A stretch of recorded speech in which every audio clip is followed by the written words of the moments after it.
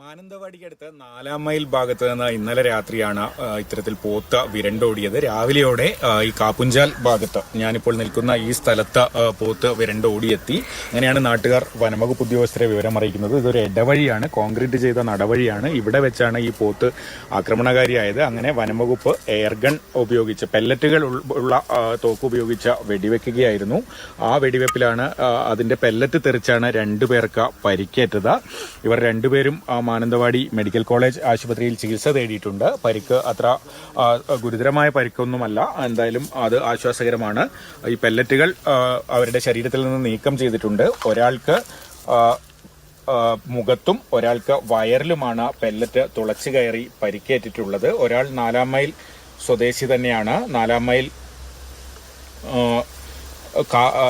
കെല്ലൂർ കാപ്പുംകുന്ന് സ്വദേശി ജലീൽ എന്നയാൾക്കും കൂളിവയൽ സ്വദേശിയായ ജസീമിനുമാണ് പരിക്കേറ്റിരിക്കുന്നത്. എന്തായാലും ഇവരുടെ ആരോഗ്യനിലയിൽ ആശങ്കപ്പെടേണ്ട ഒരു കാര്യവും ഇല്ല എന്നുള്ളതാണ് ഏറ്റവും ആശ്വാസകരമായ കാര്യം.